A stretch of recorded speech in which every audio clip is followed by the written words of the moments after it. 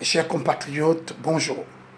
En ce jour où nous célébrons l'unité nationale, quel esprit gardons-nous? Celui de Nwandji, celui de Moumi, celui de Sende Afanda, celui d'Abel Yenga, celui de Bébé Idi, celui de Oumiobe.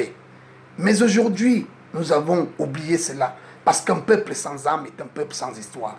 Lorsque nous pensons que dans ce pays, il y a eu des jeunes qui n'ont pas eu 40 ans, mais qui ont constitué la valeur de notre République. Oui, par la loi cadre de fait, il y a eu l'autonomie. André-Marie Mbida est devenu Premier ministre. Amadou Ahidjo était vice-premier ministre et ministre de l'administration territoriale. Ça a commencé à bouger au Cameroun. Et nous arrivons au moment où on donne ce droit. Le 1er janvier 1960.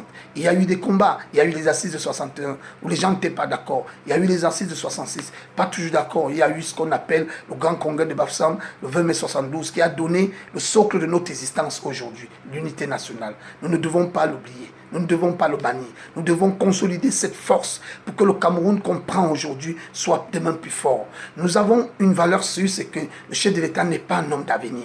Il a fait son temps. Mais il aimerait nous laisser un Cameroun dans la paix et l'unité nationale. Et nous devons le comprendre. Chaque pays au monde a son socle d'existence. Que ce soit en France, que ce soit aux États-Unis, que ce soit au Canada. Mais ne croyons pas que lorsqu'on arrive à l'Occident, on est les seuls à penser positivement. On est les seuls à vouloir prendre l'image du Cameroun comme quelque chose qui n'existe pas. Non, dans tous les pays au monde, il y a les problèmes. C'est vrai que chacun a sa dimension des problèmes. Nous avons un problème interne aujourd'hui qui est une priorité pour nous tous les Camerounais, qui est une valeur sûre pour notre avenir. Nous devons nous battre. Nous devons accepter que le moment est arrivé qu'on dialogue. Quand on gouverne depuis 36 ans et qu'on n'a pas dialogué, si ta fin de règne donne l'occasion au dialogue, acceptons-le. Lorsqu'on est un homme politique, on doit avoir des convictions. On doit avoir une vision porteuse. On doit déterminer la cause comme la cause du peuple. C'est ce que moi, Fomongota, j'ai fait. C'est pourquoi je m'adresse à ces Camerounais. Ce jour est solennel pour nous tous parce que ça nous rappelle l'esprit de l'unité. Oui, le fédéralisme est mort le 20 mai 72 au prix de l'unité nationale. Alors sauvegardons cette unité parce que c'est notre socle de vie, c'est notre existence, c'est ce que nous, les Camerounais, nous vivons dans la grandeur. Et je dis à tous les Camerounais que nous devons penser positivement parce que la paix est au-dessus de tout. La patrie est dimensionnelle. Nous devons comprendre que les combats entre nous ne sert à rien si on ne peut pas protéger les plus faibles. C'est pourquoi je parle toujours de la justice sociale. C'est pourquoi je parle toujours d'un système social. C'est pourquoi je parle toujours de l'intégralité de la jeunesse. Et je vous fais comprendre que aujourd'hui, lorsque je m'exprime, je ressens la douleur. Ces cris qui me viennent de loin du sud-ouest et du nord-ouest. Ces enfants qui sont violés tous les jours. Et je crois qu'aujourd'hui, déterminons les valeurs par le dialogue inclusif. Arrêtons nos égocentrismes, nos égos d'hommes. L'élection présidentielle est terminée. Nous sommes à la phase de constituer la paix dans le Cameroun pour réorganiser les échéances électorales à venir. Oui, libérons le sud-ouest, libérons le nord-ouest. Nous sommes Camerounais et nous avons cet avantage de pouvoir arranger les problèmes à l'interne.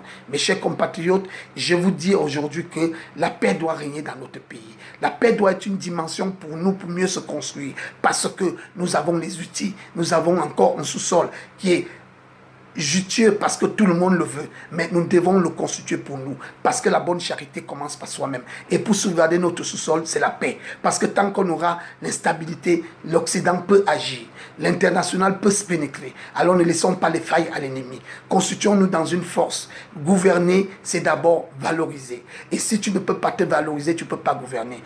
Tout ce qu'on méprise n'a pas droit à l'avenir.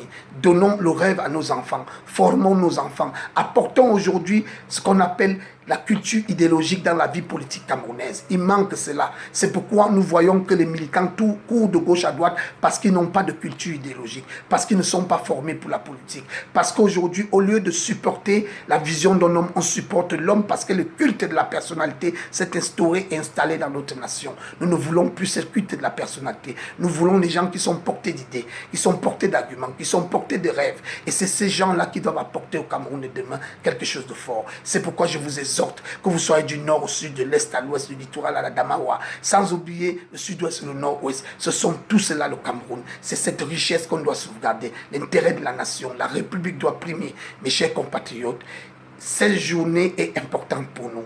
Mais pensons à la douleur qui se passe de l'autre côté. Vive la nation, vive l'unité nationale, vive la République. Merci.